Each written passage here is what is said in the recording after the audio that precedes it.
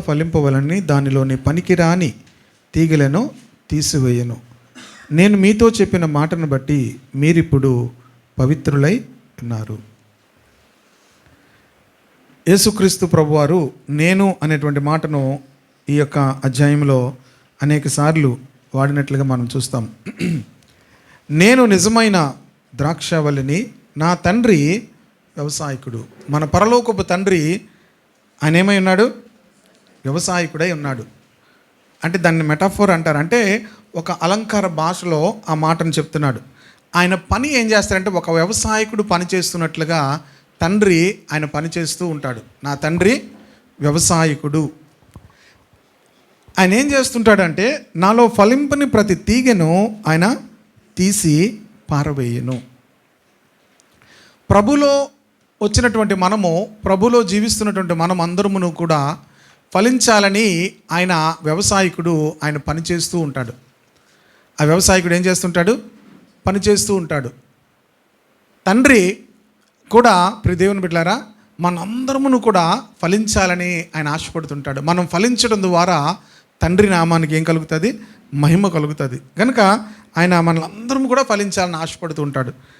నాలో ఫలింపని ప్రతి తీగను కూడా ఆయన ఏం చేస్తాడు?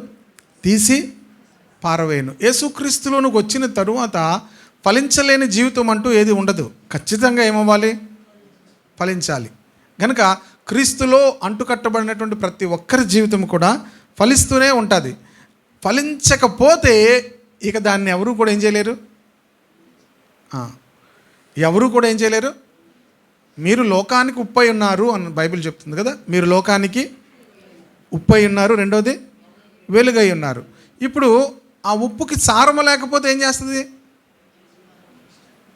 ఇంకా ఉప్పుకి అది ఎక్కడ కూడా దేనికి కూడా పనికిరాదు. ఉప్పులో ఉప్పు లేకపోతే ఏమవుతుంది?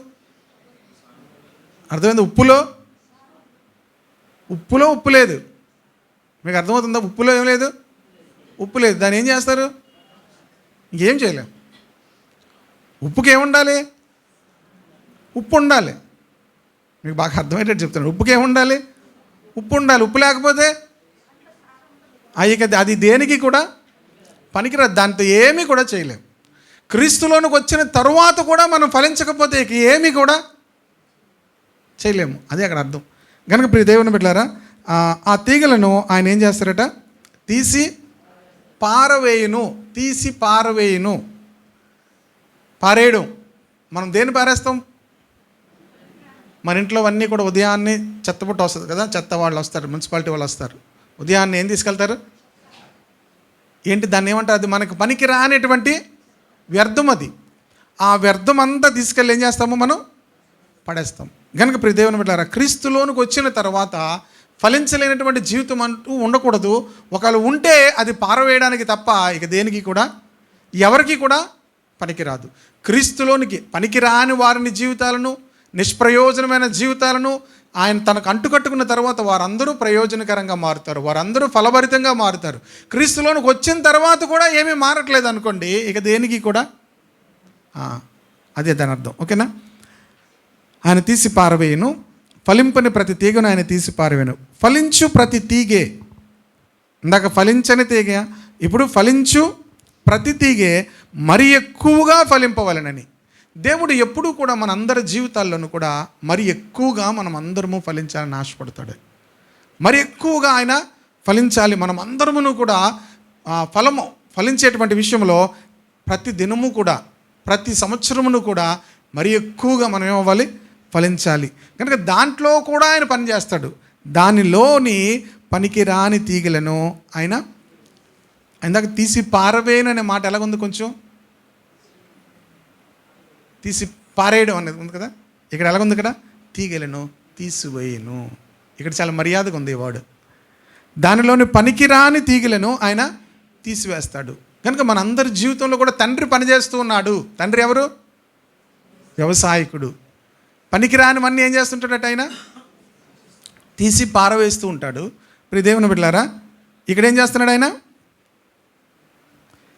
దానిలోని పనికిరాని తీగలను ఆయన తీసివేస్తూ ఉన్నాడు. ఆయన పనిచేస్తున్నాడు. మనం అందరము ఇంకా ఎక్కువగా ఫలించాలి.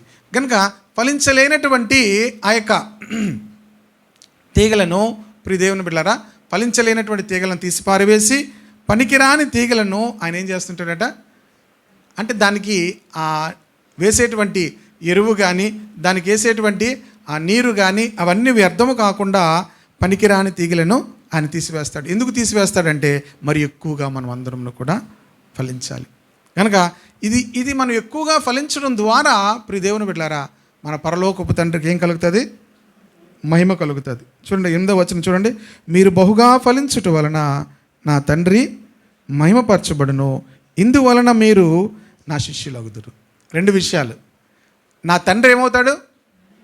మహిమపరచబడతాడు. రెండవది ఏమవుతాడు? మీరు నా శిష్యులు అవుతారు. అందరూ శిష్యులు కాదు. అందరూ ఏం కాదు? మనం అందరం బిలీవర్సే కానీ అందరం కూడా శిష్యులం కాదు. నేను మొన్న శాండీని నేను మా కారులో వెళ్తున్నప్పుడు అడిగాను అనమాట. ఆడు కూర్చునేటప్పుడు సరే కూర్చోడాడు కాసేపు. ఆ 1 నిమిషంలోనే పడుకుంటాడు. ఏంటి కారులో ఆ 1 నిమిషంలోనే ముందుకు వచ్చేయండి. అమ్మ మీరు అక్కడ లెగవలసిన లేదు, ముందు ప్లేస్ ఉంది. మా అమ్మగారు ఎక్కడున్నా కూడా అందరికీ పరిచయం చేస్తుంటారు. రండి. హ్యాపీ మదర్స్ డే మర్చిపోయాను, నేను చెప్పడం మర్చిపోయాను. Happy mother's day. మా అమ్మగారు 2 గంటలు నాకు మెసేజ్ పెట్టారనమాట, రేపు మదర్స్ డే అని. నేను మర్చిపోతానేమని మా అమ్మగారిని చూడగానే గుర్తొచ్చింది. Praise the Lord. హల్లెలూయా. ఆడు కారులో అటు ఇటు పడుకుని పోతుండు. రే ఆయన మాట్లాడించడానికి అలాగ చేసి డిసిప్లిన్గా కూర్చోవాలి నాన్న అని చెప్పాను. ఓకే అన్నాడు. డిసిప్లిన్లోంచి డిసైపుల్షిప్ వస్తుందిరా అన్నాను. ఓకే అన్నాడు. డిసైపుల్ అంటే ఏంట్రా అన్నాను. అన్నాడు. అదేదో గాడ్ది అన్నాడు. అదేదో గాడ్దే అన్నాడు. డిసైపుల్ అంటే అదేదో గాడ్దే అన్నాడు. ఫోన్లో మంచి మాట చెప్పావురా, డిసైపుల్ అనేది ఏదో గాడ్దే అన్నాడు. దేవునికి సంబంధించినది. ప్రియ దేవుని బిడ్డలారా, మనము ఫలిస్తే దేవునికి మహిమ. రెండోది ఏంటి? మనము ఆయనకు శిష్యులు అవుతాం. అంటే ఎవరైతే ఫలిస్తారో వారే ఆయనకు శిష్యులు. ఆయన ద్వారానే ఆయనకి ఏమవుతుంది? ప్రభుకి మహిమ కలుగుతుంది. కనుక మనం అందరము కూడా ఫలించాలి. కనుక ఆయనకు శిష్యులంగా మనము మార్చబడాలి. మనమందరమును కూడా మన లోకం మనల్ని చూసినప్పుడు వీళ్ళు యేసు ప్రభు యొక్క శిష్యులు అని చెప్పుకోవాలి. హల్లెలూయా. మనకి ఐడెంటిటీ ఏమైనా ఉంది అంటే వారు యేసుక్రీస్తు యొక్క శిష్యులు. They are the disciples of Jesus Christ అని మన గురించి మనుషులు చెప్పుకునేటట్లుగా మనం జీవించాలి, మనం ఫలించాలి. హల్లెలూయా. కనుక ఈ మాటను మనం జ్ఞాపకం చేసుకుందాం. ప్రభు మనందరినీ కూడా ఎక్కువగా ఫలించాలని ఆయన తండ్రి పనిచేస్తున్నాడు. మనందరి జీవితాల్లోనూ కూడా ఆయన పనిచేస్తూ ఉన్నాడు. పనికిరాని తీగలను తీసివేస్తూ ఫలింపని తీగలను ఆయన తీసి పారవేస్తూ ఆయన పనిచేస్తున్నాడు. 15వ అధ్యాయం 3వ వచనం చదువుతున్నాను. నేను మీతో చెప్పిన మాటను బట్టి మీరిప్పుడు పవిత్రులై ఉన్నారు. ఫలించవలసినటువంటి జీవితానికి ఉండవలసిన ప్రాముఖ్యమైన లక్షణం ఏంటంటే పవిత్రత. యేసుక్రీస్తు ప్రభువారు ఇంకా ముందుకు వెళ్ళక మునుపు ఆయన ఈ మాటలు చెప్తున్నారు. నేను మీతో చెప్పిన మాటను బట్టి మీరిప్పుడు పవిత్రులై ఉన్నారు. ఒక వ్యక్తి ఫలించాలి అంటే ప్రియ దేవుని బిడ్డలారా, మొదట పవిత్రమైన జీవితము తనకు ఉండాలి. పవిత్రమైనటువంటి జీవితము కలిగి ఉండాలి. ఆ పవిత్రమైన జీవితము కూడా ఎలాగొస్తుందో ఆయనే చెప్తున్నాడు. నేను మీతో చెప్పిన మాటను బట్టి మీరిప్పుడు పవిత్రులై ఉన్నారు. మనం ఎలాగ పవిత్రమైన జీవితంలోకి వస్తామంటే దేవుని మాటను బట్టి పవిత్రులముగా చేయబడతాం. హల్లెలూయా. మీరు జాగ్రత్తగా ఇంగ్లీష్ వెర్షన్లో, యాంప్లిఫైడ్ వెర్షన్లో చక్కని మాట ఉంటుంది. You are cleansed and pruned already because of the word which I have given you, the teachings I have discussed with you. మనం ఎలాగా ఆ పవిత్రమైనటువంటి జీవితాన్ని మనం పొందుకోగలుగుతామంటే you are cleansed and pruned already because of the word which I have given you, the teachings I have discussed with you. దేవుని వాక్యమును ధ్యానించడం ద్వారా, దేవుని వాక్యము మనము వినుట ద్వారా, దేవుని వాక్యము యొక్క ప్రియ దేవుని బిడ్డలారా ప్రాముఖ్యత మన జీవితంలో ఎంత అధికముగా ఉంటుందో మనం అంతగా పవిత్రమైన జీవితంలోనికి వస్తాం. మనం ఫలించాలి అంటే ప్రియ దేవుని బిడ్డలారా మనలో పవిత్రత రావాలి. పవిత్రత అనేది ఎలా వస్తుందంటే దేవుని వాక్యమును బట్టి వస్తుంది. హల్లెలూయా. 119వ కీర్తనలో కూడా యవనస్తులు దేని చేత తమ నడతను శుద్ధి చేసుకుందురు అని ఉంటుంది. నీ వాక్యమును జాగ్రత్తగా చదువుతారా వచనం 119వ కీర్తన 9, 11 2 వచనాలు కూడా చదవండి. యవనస్తులు దేని చేత తమ నడతను శుద్ధిపరచుకుందురు, నీ వాక్యమును బట్టి. దేని బట్టి మనము పవిత్రమైనటువంటి జీవితాల్లోనికి వెళ్తాము? దేవుని వాక్యాన్ని బట్టి. హల్లెలూయా. దేవుని వాక్యాన్ని బట్టి మనము మన జీవితాలలో మనం శుద్ధి చేసుకుంటాము. 11వ వచనం ఉంటుంది, నీ ఎదుట నేను పాపము చేయకుండానట్లు నా హృదయంలో నీ వాక్యమును ఉంచుకొని ఉన్నాను. కనుక దేవుని వాక్యము మనల్ని శుద్ధి చేస్తుంది. దేవుని వాక్యం మనం పాపము చేయకుండా కాపాడుతుంది. హల్లెలూయా. దేవుని వాక్యం మనల్ని ఏం చేస్తుంది? శుద్ధి చేస్తుంది. దేవుని వాక్యం మనలను పాపము చేయకుండా కాపాడుతుంది. కనుక నేను మీతో చెప్పినటువంటి మాటలు 3.5 సంవత్సరాలు వారు యేసుక్రీస్తు యొక్క టీచింగ్స్ విన్నారు, యేసుక్రీస్తు యొక్క బోధన విన్నారు. ఆ బోధ వాళ్ళని ఏం చేసిందంటే పవిత్రపరిచింది. దేవుని మాటలు తరచూ వినడం ద్వారా, దేవుని మాటలు తరచూ ధ్యానించడం ద్వారా, దేవుని యొక్క వాక్యాన్ని మనము తరచూ వినడం ద్వారా, చదవడం ద్వారా మనము పవిత్రపరచబడతాము. అంతేకాదు అది మనం పాపము చేయకుండా దేవుని వాక్యం మనల్ని ఏం చేస్తుంది? దేవుని ఎదుట పాపము చేయకుండా మనలను కాపాడుతుంది. కనుక ప్రియ దేవుని బిడ్డలారా, ఒక వ్యక్తి పవిత్రమైన జీవితంలోనికి వెళ్ళాలి అంటే, ఒక వ్యక్తి ఫలభరితమైన జీవితంలోనికి వెళ్ళాలి అంటే పవిత్రత అవసరము. పవిత్రత ఎలా వస్తుంది అంటే దేవుని వాక్యం వలన వస్తుంది. దేవుని వాక్యం లేని వారు పవిత్రంగా జీవించలేరు. దేవుని వాక్యం కలిగిన వారు పవిత్రంగా జీవించగలుగుతారు. హల్లెలూయా. గనక ప్రియ దేవుని బిడ్డలారా, మనందరి జీవితాల్లోనూ కూడా ఈ పవిత్రమైన జీవితాన్ని మనము ప్రతి దినము కూడా మనం ప్రాక్టీస్ చేస్తున్నప్పుడు అది ఎలాగవుతుంది అంటే దేవుని వాక్యమును బట్టి ఆ పవిత్రమైన జీవితంలోనికి మనం వెళ్ళగలుగుతాం. ఆమేన్. హల్లెలూయా. 4వ వచనం కూడా చదువుదాం. నా యందు నిలిచి ఉండుడి, మీ యందు నేనును నిలిచి ఉందును. నా యందు నిలిచి ఉండుడి, మీ యందును నేను నిలిచి ఉందును. మనం దేవునిలో ఎప్పుడైతే నిలిచి ఉంటామో, దేవుడు కూడా, ప్రభు కూడా అంటున్నాడు, నేను కూడా మీ యందు, మీరు నాలో నిలిచి ఉంటే నేను కూడా మీ యందు నిలిచి ఉంటాను. ఎట్లా మనం ఆయన యందు నిలిచి ఉండగలుగుతాము? ప్రియ దేవుని బిడ్డలారా, మనము అనుదినము దేవుని యొక్క మాటలు ధ్యానించడం ద్వారా, అనుదినము దేవుని సన్నిధిలో ప్రార్థించడం ద్వారా, అనుదినము దేవుని సన్నిధిలో అమ్మ ఆ వెనకాతలు ఉన్న మీరు పాప ఎలాగొచ్చి ముందుకు వచ్చాము దా. మన అనుదినము దేవుని యొక్క మాటలలో ధ్యానించడం ద్వారాను, అలాగే దేవుని యొక్క ప్రియ దేవుని బిడ్డలారా సన్నిధిలో మనం ఉండడం ద్వారాను, ప్రార్థిస్తుంటున్నప్పుడు ప్రియ దేవుని బిడ్డలారా, నేను ఎప్పుడు ఈ మాట చెప్పుకుంటాను. లాస్ట్ కొన్ని దినాల నుంచి కూడా ప్రభు పరిశుద్ధాత్ముడు ఆ మాటను నాకు జ్ఞాపకం చేస్తూ ఉన్నాడు. మనం ప్రార్థించేటప్పుడు పరిశుద్ధాత్మతో కలిసి మనం ఏం చేయాలి? ప్రార్థించాలి. పరిశుద్ధాత్మతో కలిసి మనము ప్రార్థిస్తుంటున్నప్పుడు ఆ ప్రార్థన చాలా శక్తివంతంగా ఉంటుంది.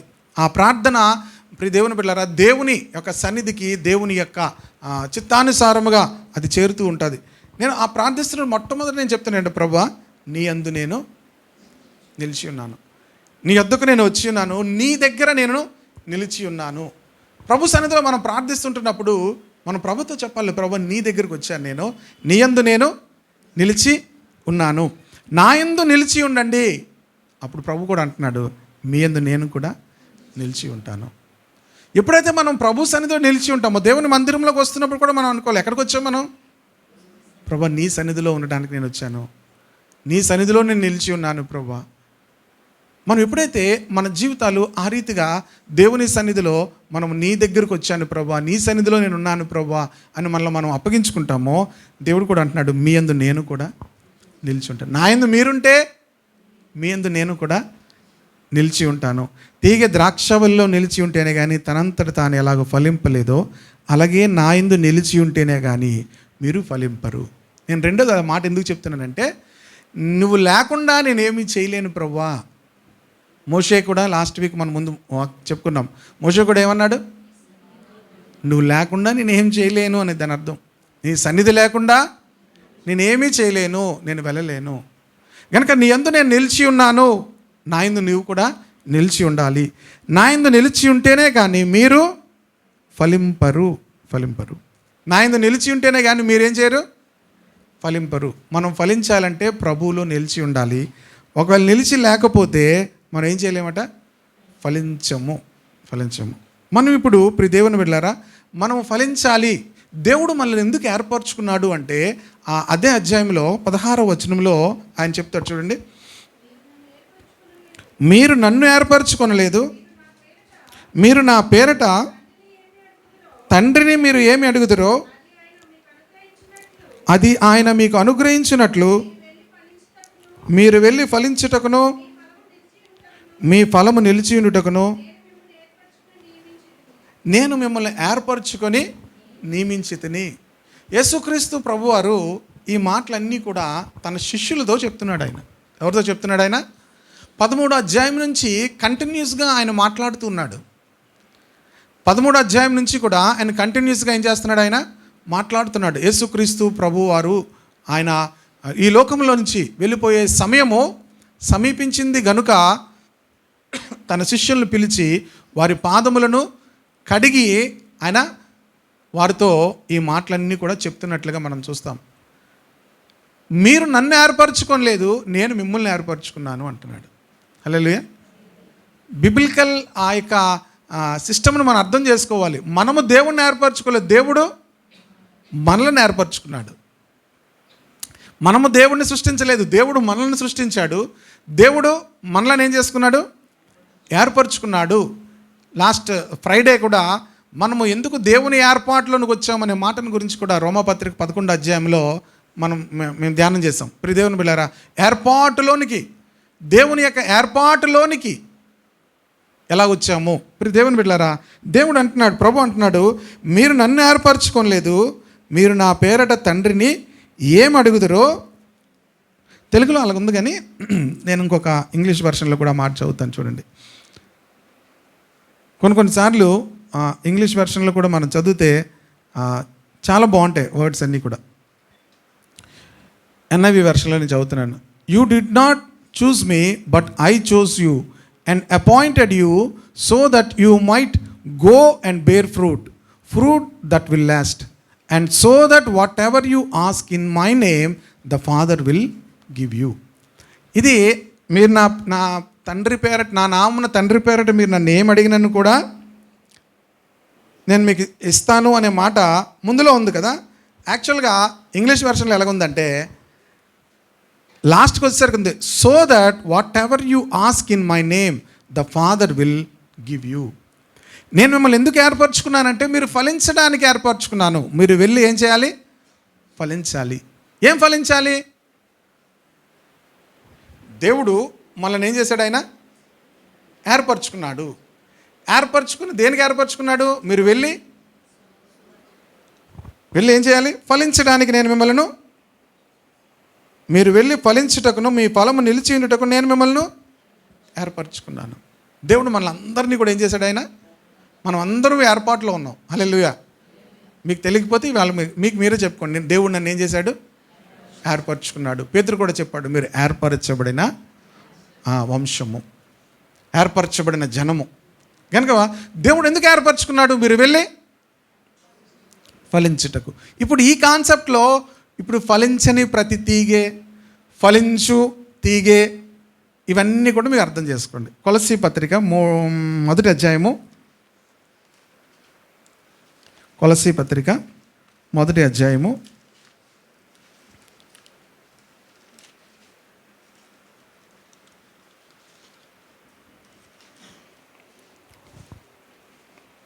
6వ వచనం చూడండి. ఈ సువార్త సర్వలోకంలో ఫలించుచు వ్యాపించుచున్నట్టుగా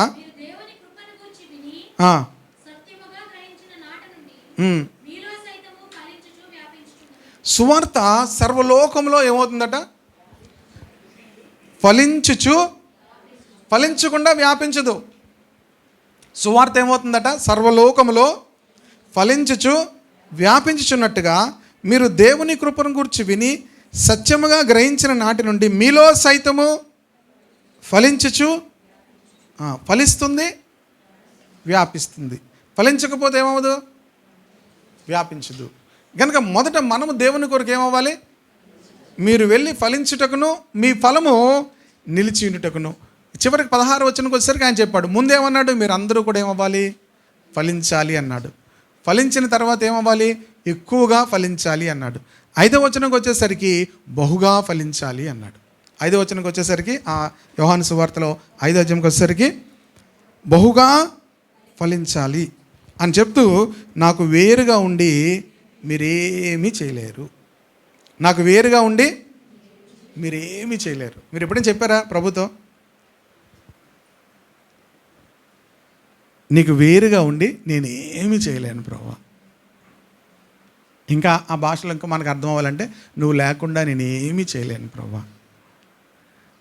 నీకు వేరుగా ఉండి నేనేమీ చేయలేము అనగా, దేవుని పని చేయాలి అన్నా, దేవుని కొరకు ఫలించాలన్నా ఆయనకు వేరుగా ఉండి మనం ఏమీ కూడా చేయలేము. ఫలించాలి అంటే ఆయనలో ఏమవ్వాలి, నిలిచి ఉండాలి. ప్రార్థించడం ద్వారా ఆయనలో నిలిచి ఉంటాం.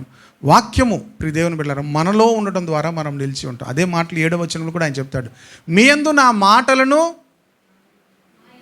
నా యందు మీరును, మీ యందు నా మాటలు నిలిచి ఉన్న ఎడల. మనకి ఏది ఇష్టం, అదే ఇష్టం. ఏది? ఆ రెండోది ఇష్టం. మనకి ఏది ఇష్టం? మీకు ఏది ఇష్టమో అడుగుడి, అది మీకు. పైది మనకొద్దు.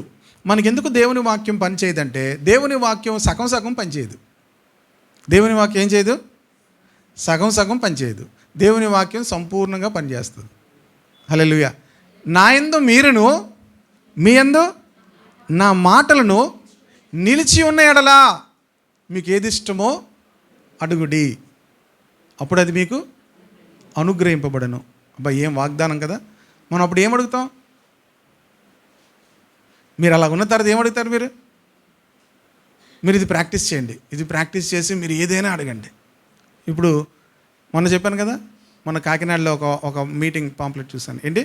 ఆనందం, ఆరోగ్యం, అభివృద్ధి సభలు. ఏ సభలు? ఆనందం, ఆరోగ్యం, అభివృద్ధి సభలు. అబ్బా, ఎంత ప్రియ దేవుని బిడ్డలారా, యేసుక్రీస్తు కూడా ఇలాగే సభలు చెప్పుంటే ఆయన్ని సిలువ వేయనివ్వరు. సిలువ వేసిన వాళ్ళు చంపేస్తారు ఆయన. యేసు ప్రభు దగ్గరికి వచ్చిన వాళ్ళు చంపేస్తారు. ఆయన ఎందుకు సిలువ వేశారు అనుకున్నారు? ఆయన ఆనందం, ఆరోగ్యం, అభివృద్ధి చెప్పలేదు. ఆయన ఏం చెప్పాడు? ఏం చెప్పాడు ఆయన? ఆయన చెప్పిన మాటలు వాళ్ళకి ఏమయ్యేవి? గుచ్చుకునేవి. పరిసయ్యులకు, ప్రధాన యాజకులకు ఆయన మాటలు ఏమయ్యేవి? గుచ్చుకునేవి. ఆయన అందరికీ అడ్డుబండగా ఉండేవాడు. కనుకనే ఆయన ఏం చేశారు? ఆయన చెప్పిన మాటలను బట్టి, మీరు మీ అపవాది, మీ తండ్రి అయిన అపవాది పిల్లలు అన్నాడు. వాళ్ళకి ఏమొచ్చింది? కోపం వచ్చి ఆ రోజు నుంచి ఆయన రాళ్ళు రువ్వి చంపేయాలి అనుకునేవారు. ప్రియ దేవుని బిడ్డలారా, యేసుక్రీస్తు ఆనందము, అభివృద్ధి, ఇంకోటి ఏంటి, ఆరోగ్యము ఇవ్వడానికి రాలేదు. ఆయన దేవుని రాజ్యమును భూమి మీద స్థాపించడానికి వచ్చాడు. హల్లెలూయా. దేవుని రాజ్యమును గురించి మనుషులకు తెలియచేయడానికి వచ్చాడు. హల్లెలూయా.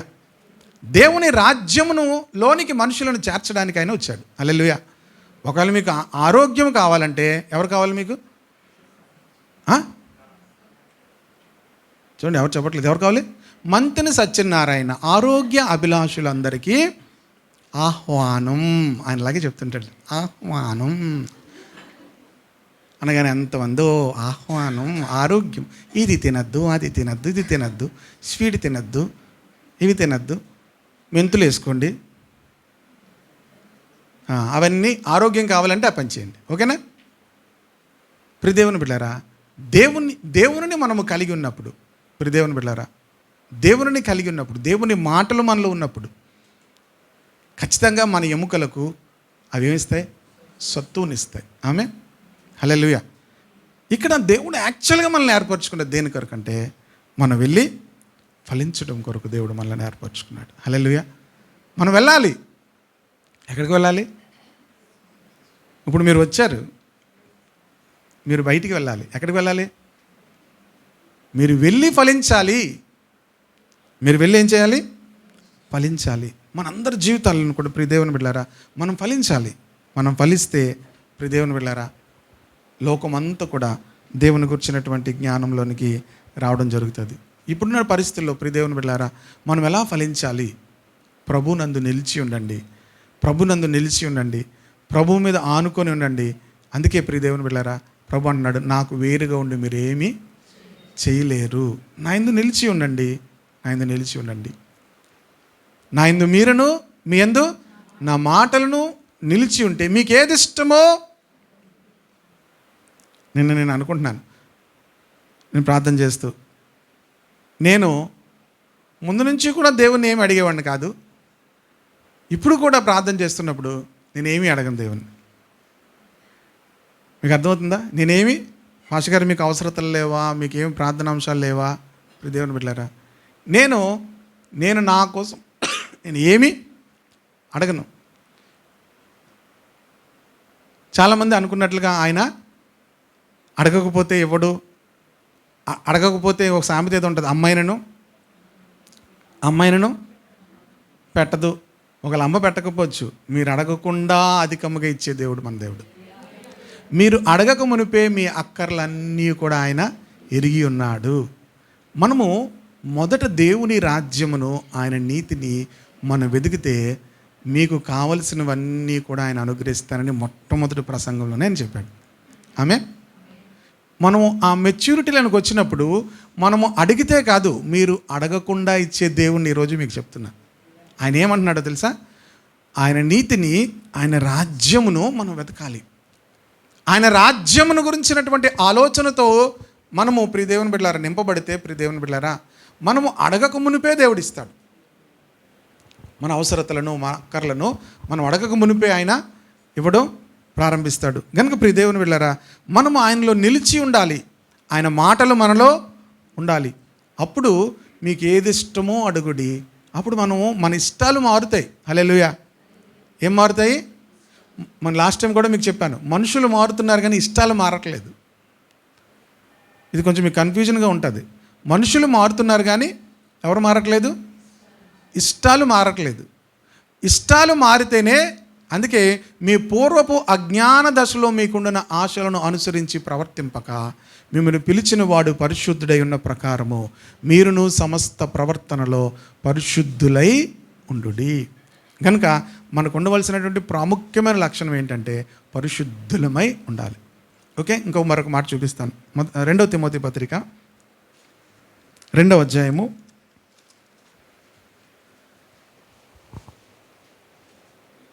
20-21 వచనాలు చూద్దాము. 20 గొప్ప ఇంటిలో వెండి పాత్రలను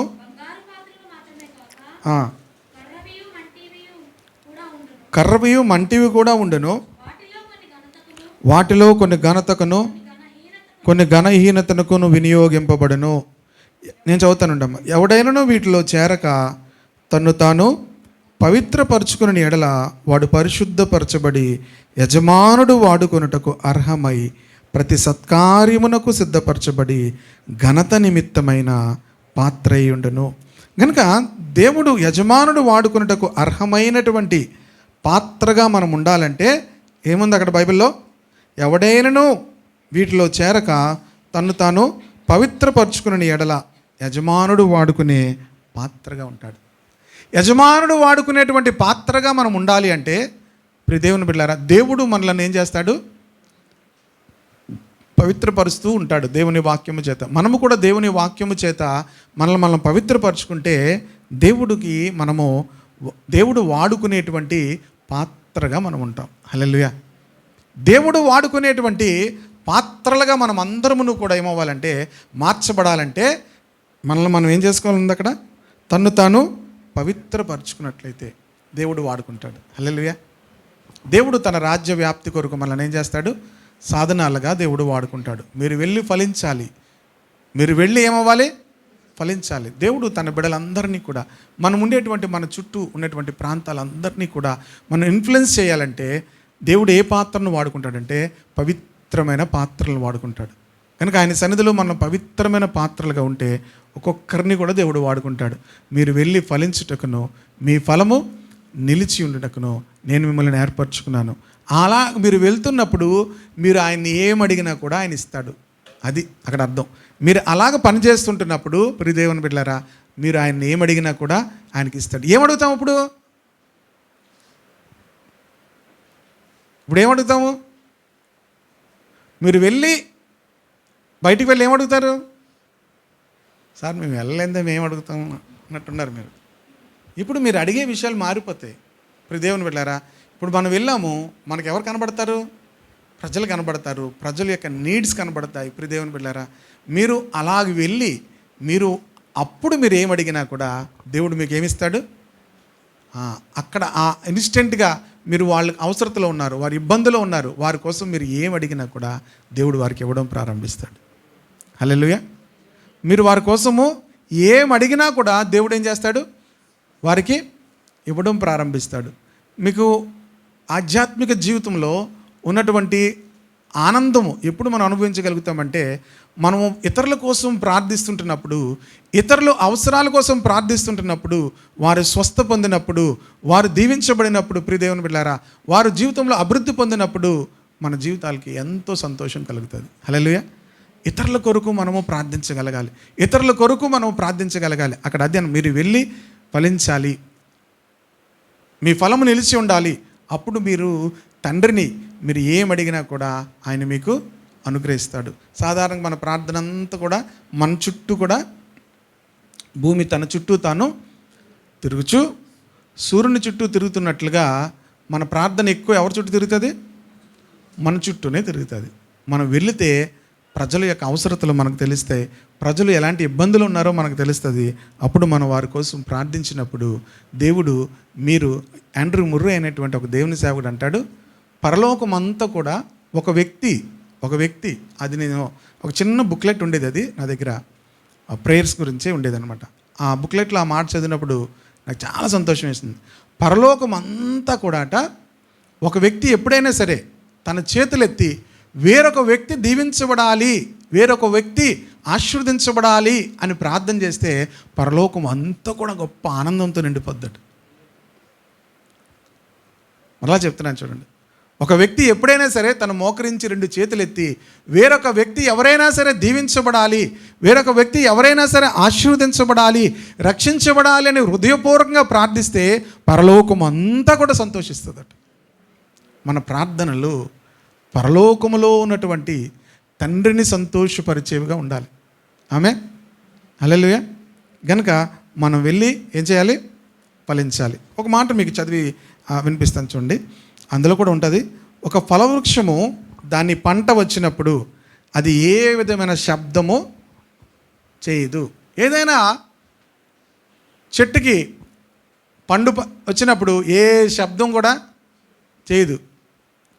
అది కేవలం లోనున్న జీవాన్ని ఓ సహజ రీతిలో పని చేయనిస్తుంది. దాని ఫలితమే ఫలము. ద్రాక్షవల్లి నేను, తీగలు మీరు, ఎవడు నా యందు నిలిచి ఉండునో నేను ఎవని యందు నిలిచి ఉండునో వాడు బహుగా ఫలించును అనే మాట ఏంటంటే, ఫలం వస్తున్నప్పుడు ఏది పెద్ద శబ్దం చేయదు. మనం ఎప్పుడైతే క్రీస్తులు అలా నిలిచి ఉంటామో ప్రియదేవుని బిడ్డలారా, మనలో నుంచి ఫలాలు బయటికి రావడం ప్రారంభిస్తాయి. ఆమేన్. హల్లెలూయా.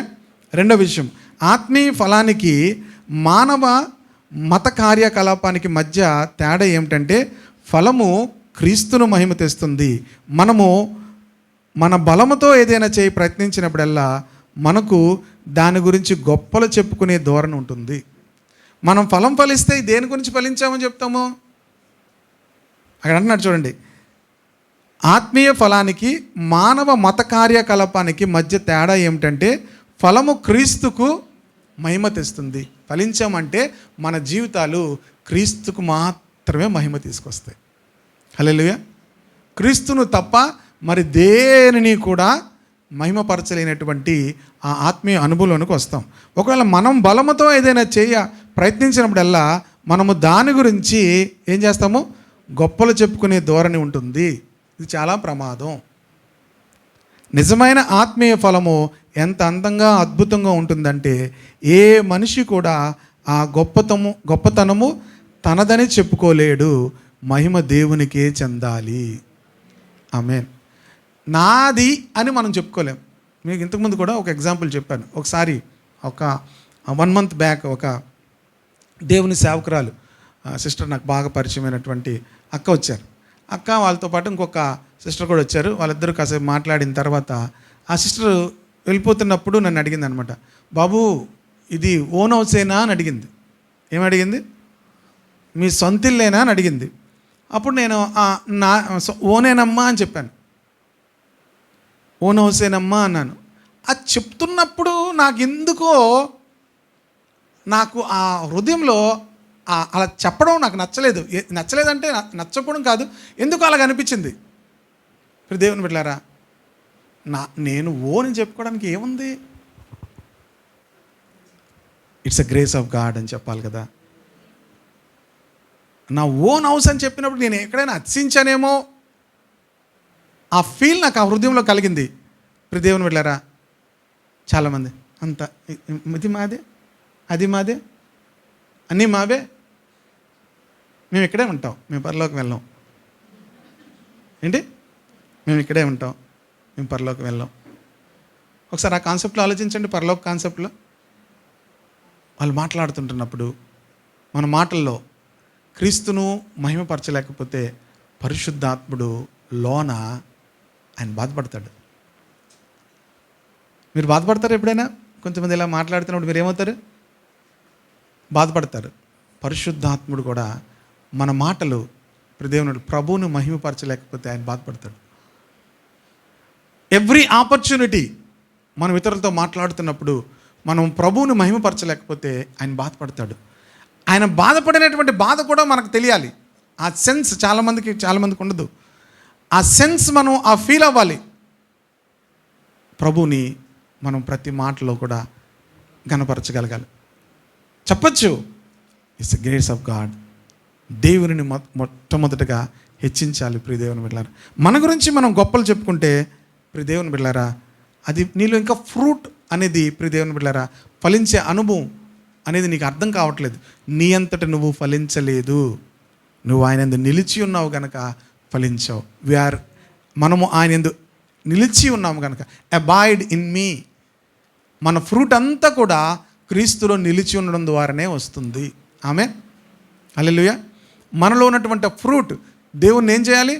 మహిమపరచాలి. మనలో ఉన్నటువంటి ఫ్రూట్ ఏమవ్వాలి? దేవునిని మహిమపరచాలి. కనుక ప్రియ దేవుని బిడ్డలారా, నిజమైన ఆత్మీయ ఫలము ఎంత అందంగా అద్భుతంగా ఉంటుందంటే ఏ మనిషి కూడా ఆ గొప్పతనము తనదని చెప్పుకోలేడు. ఆ మాటలు వారెన్స్ వియర్స్బీ గారని ఒక బైబిల్ టీచర్ రాసినప్పుడు చాలా రోజుల క్రితం డైలీ డివోషన్లో ఆ మాట నేను రాసుకున్నాను. పక్కన అలా ఉంచుకొని రాసుకున్నాను. ప్రియ దేవుని బిడ్డలారా, ఆ మాట మనందరి జీవితాల్లోనూ కూడా అది స్థిరపరచబడాలి. నిజమైన ఆత్మీయ ఫలము అందంగా అద్భుతముగా ఉండాలంటే ఏ గొప్పతనము కూడా తనదని నాదని చెప్పుకోలేనట్టుగా ఉండాలి. దేవునికి మహిమ చెందాలి. ఆమె అలాంటి అనుభవాల్లోనికి మనం రావడమే మనం ఫలించడం. హల్లెలూయా. ఏది కూడా అది నాది కాదు, ఏది కూడా నాది కాదు. ప్రియ దేవుని బిడ్డలారా, దేవుడే వృద్ధి కలుగు చేయవాడు. పౌలు అంటాడు, నేను నాటాను, అపోల్లో నీళ్లు పోశాడు. ఆగండి అక్కడ. నేను నాటాను, అపోల్లో నీళ్లు పోశాడు. ఇప్పుడు ఇద్దరిలో ఎవరికి ఎక్కువ మహిమ? నాటిన వాళ్ళదా, నీరు పోసిందా? కొన్నిసార్లు కొన్ని గొడవలు అవుతాయి, క్రైస్తవ గొడవలు అవుతుంటాయి. క్రైస్తవ గొడవలు, నేనండి నాటింది, నాటావులే, నేను వేసాను నీళ్ళు. ఓకే, నాటారు ఒకరు, నీళ్ళు వేసారు ఒకరు. ఆగండి, నీళ్ళు వేస్తున్నారు, నాటారు. అసలు విషయం ఎవరు చేయాలి? వృద్ధి కలుగు చేసింది దేవుడే. మీరు ఎన్ని నీళ్ళు వేసినా చచ్చిపోవచ్చు, ఎన్ని విత్తనాలు వేసినా ఫలించకపోవచ్చు. అందుకే పౌలు ఏమంటున్నాడు? నేను నాటాను, అపోల్లో నీళ్లు పోశాడు, వృద్ధి దేవుడు కలుగు చేశాడు. What a glory! ఎలాగ దేవుణ్ణి మహిమపరచడం, దేవునిని మహిమపరచడం మనం నేర్చుకోవాలి. ఎప్పుడైతే మీరు దేవునిని మహిమపరచడం నేర్చుకున్నారో మీరు ఫలిస్తున్నట్టే. అదే కదా ఆయన అన్నాడు, మీరు వెళ్ళి ఫలిస్తే నా పరలోకపు తండ్రికి ఏం కలుగుతుంది? మహిమ కలుగుతుంది. మీరు యు ఆర్ మై డిసైపుల్స్. అప్పుడు మీరు దేవునికి శిష్యులు అవుతారు. చూడండి, నేను మళ్ళీ మాట చదువుతాను. 1 కొరింథీ పత్రిక 3వ అధ్యాయము 6వ వచనం. నేను నాటితిని, అపోల్లో నీళ్లు పోసెను, వృద్ధి కలుగు చేసిన వాడు దేవుడే.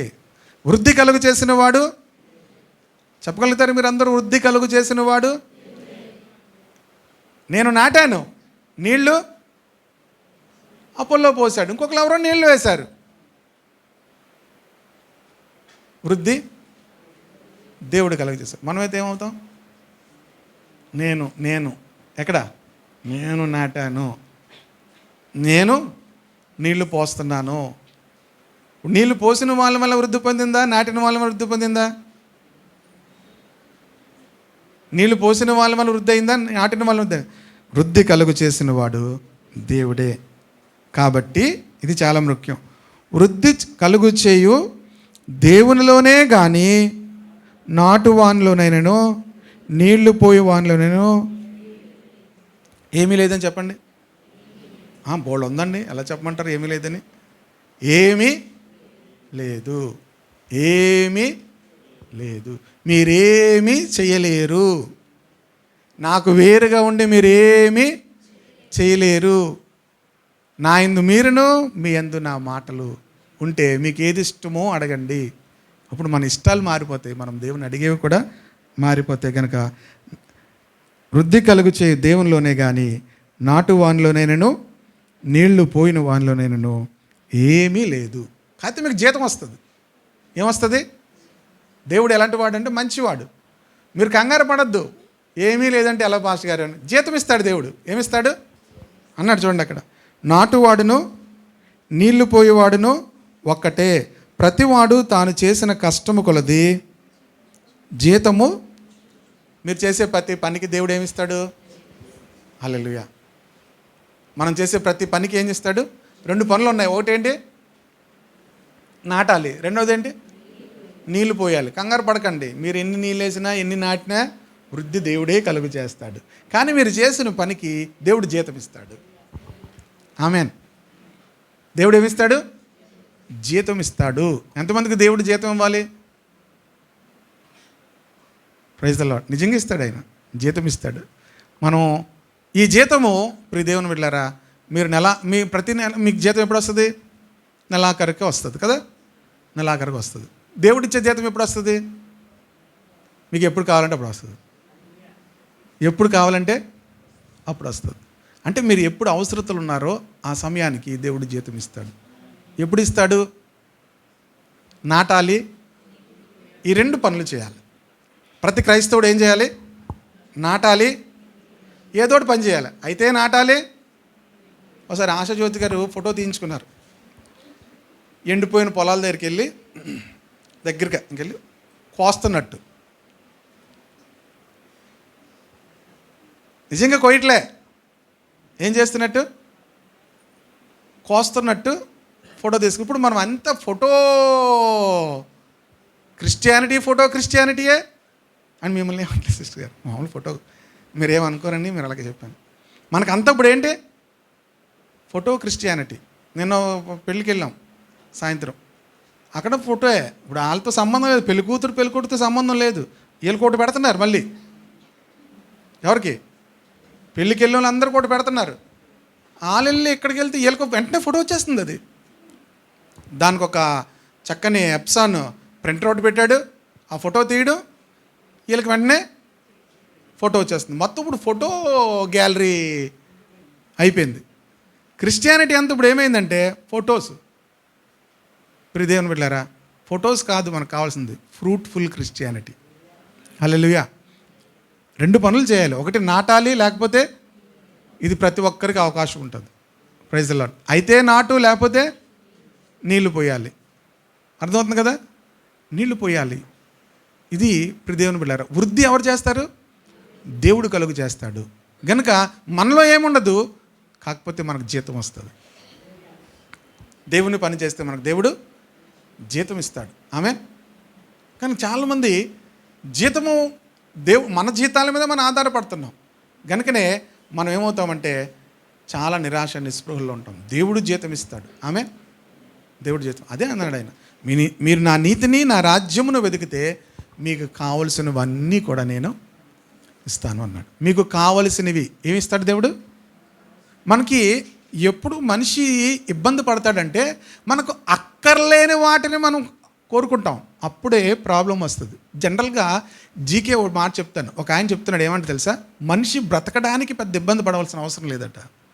మనిషి ఇంకొకలాగా బ్రతకడానికి ప్రయత్నం చేస్తున్నప్పుడే ఇబ్బంది పడడం ప్రారంభిస్తాడు. సింపుల్గా మనం భోజనం చేసి సింపుల్గా మనం రెస్ట్ తీసుకోవడానికి ఉండడానికి కావాల్సినవి సరిపోయే దానికి మనిషికి పెద్ద ఇబ్బంది ఉండదు. మనిషి ఇంకొకలాగా బ్రతకాలి అనుకున్నప్పుడే సమస్య ప్రారంభమవుతుంది అన్నాడు ఆయన. ఇది చాలా సత్యమే కదా.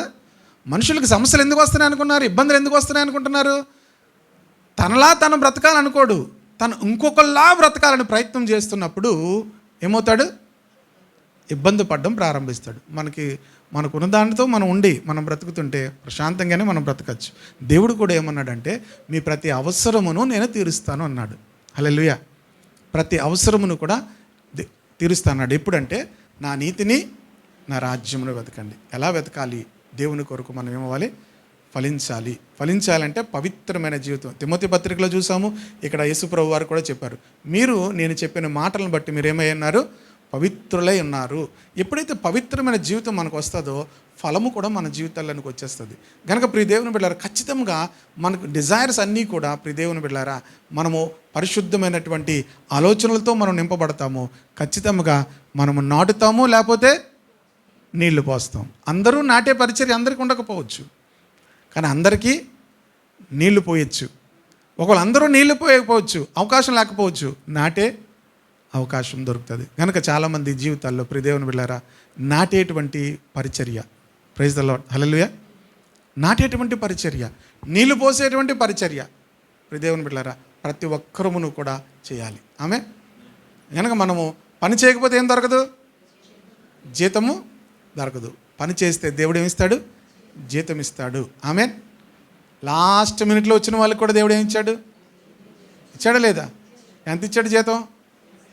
ఫస్ట్ వచ్చిన వాళ్ళకి లాగానే జీతం ఇస్తాడు. దాంట్లో కూడా వాళ్ళకి కుళ్ళు వచ్చింది. ఫస్ట్ వచ్చిన వాళ్ళకి మాకెంత చెప్పావు ప్రభు ఏమన్నాడు ఆయన? మీరు మీ ఇష్టం అనొచ్చు కానీ దేవుడు అనకూడదు. దేవుడు అలాగలాగా ఉంటాడండి. చాలామంది ఏమంటారు తెలుసా? దేవుడు అలాగలాగా ఉంటాడు. మీరు అనొచ్చా? మేమంటాం. మీరు అనొచ్చు, ఆయన అనకూడదా? మూతి పగలగొట్టాలి మీకు. మీరు అనొచ్చు కానీ ఆయన అనకూడదా? ప్రియ దేవుని బిడ్డలారా, అక్కడ విషయం ఏంటంటే నీకెంత చెప్పానో అంత ఇచ్చాను దేవుడు. ఆమేన్. నీకెంత చెప్పానో అంత నేను ఇచ్చాను. నేనేమో తక్కువ చేయలేదు, అన్యాయం చేయలేదు. ఇతనికి కూడా నేనేం చేశాను? నా ప్రేమతో ఇచ్చాను. ప్రైజ్ ది లార్డ్, హల్లెలూయా. దేవుని పని చేసిన వాళ్ళందరికీ దేవుడు జీతం ఇస్తాడు. ఆమేన్. దేవుని పని చేయాలి. There is a lot of opportunity.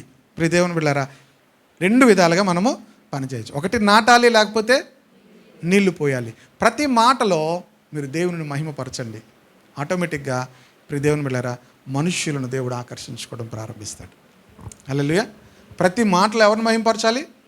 You must glorify God. చూడండి, నాది అనే మాట చెప్పడానికి వచ్చినప్పుడు నేను చెప్తున్నాను కదా, ఆ హోలీ స్పిరిట్, ఆ పరిశుద్ధాత్ముడు హృదయంలో ఆ చెప్పే మాటలో కూడా నాది కాదు, ఎవరిది? By grace of God. దేవుని మహాకృపను బట్టి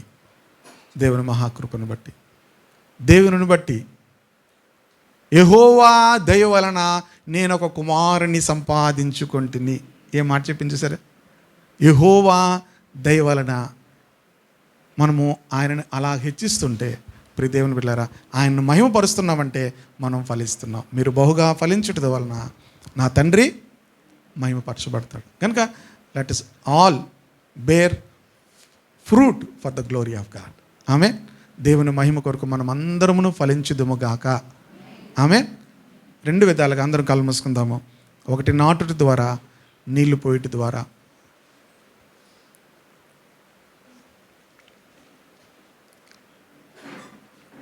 మన పరలోకపు తండ్రి వ్యవసాయకుడు. ఆయన పనిచేస్తున్నాడు, అందరి జీవితాల్లో పనిచేస్తున్నాడు. పనికి రాని తీగలను ఆయన తీసి పారవేస్తూ ఫలించే ప్రతి తీగ మరి ఎక్కువగా ఫలించాలని పనికిరాని తీగలను ఆయన తీసివేస్తున్నాడు. నేను మీతో చెప్పిన మాటను బట్టి మీరు ఇప్పుడు పవిత్రులై ఉన్నారు. ఫలించడానికి పవిత్రమైన జీవితము కావాలి.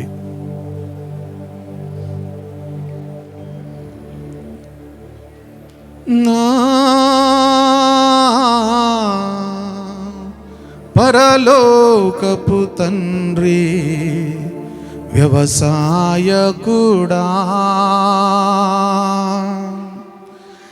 నా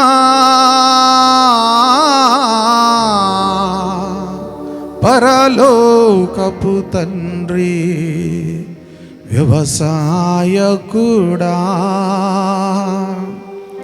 నీ తోటలోని ద్రాక్షవల్లితో నన్ను అంటుకట్టి స్థిరపరచావా. నీ తోటలోని ద్రాక్షవల్లితో నన్ను అంటుకట్టి స్థిరపరచావా.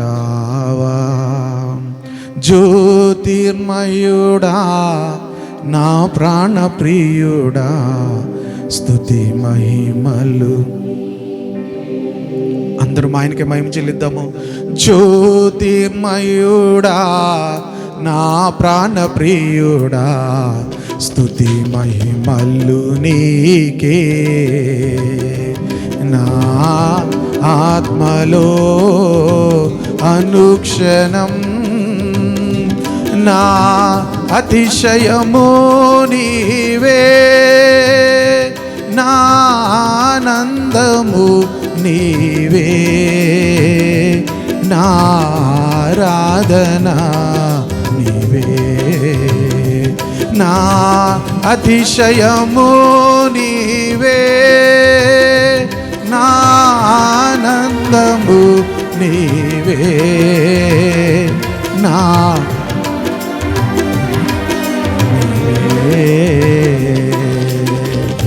జ్యోతిర్మయుడా, నా ప్రాణప్రియుడా, స్తుతి మహిమలు నీకే. జ్యోతిర్మయుడా, నా ప్రాణప్రియుడా, స్తుతి మహిమలు నీకే. నా పరలోకపు తండ్రి, నా మంచి కుమ్మరి,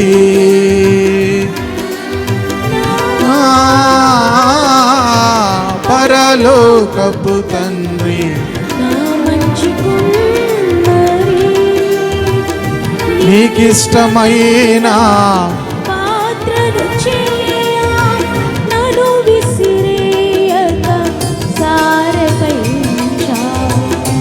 నీకిష్టమైన పాత్రను చేయ నన్ను విసిరేయక సారెపై ఉంచావు. చివరిసారిగా అందరి మాట చెప్తాం. జ్యోతిర్మయుడా, నా ప్రాణప్రియుడా, స్తుతి మహిమలు నీకే. జ్యోతిర్మయుడా, నా ప్రాణప్రియుడా, స్తుతి మహిమలు నీకే. నా ఆత్మలో అనుక్షణం నా అతిశయము నీవే, నా ఆనందము నీవే, నా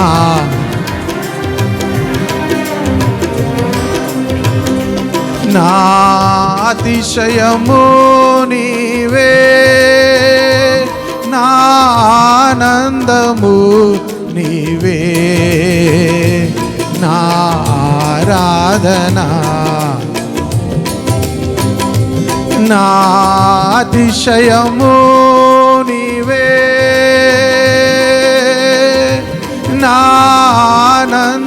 ఆనందము నీవే, నా ఆరాధన నీవే. స్తుతి మహిమలు నీకే, స్తుతి మహిమలు నీకే, స్తుతి మహిమలు నీకే, స్తుతి మహిమలు నీకే, స్తుతి మహిమలు నీకే, స్తుతి మహిమలు నీకే. స్తుతి మహిమలు నీకే, స్తుతి మహిమలు నీకే, స్తుతి మహిమలు నీకే. నా ఆత్మలో నా క్షణం, నా అతిశయము నీవే, నా ఆనందము నా ఆరాధన నీవే. చివరిసారి మాట చెప్దాము. నా అతిశయము నీవే, నా ఆనందము.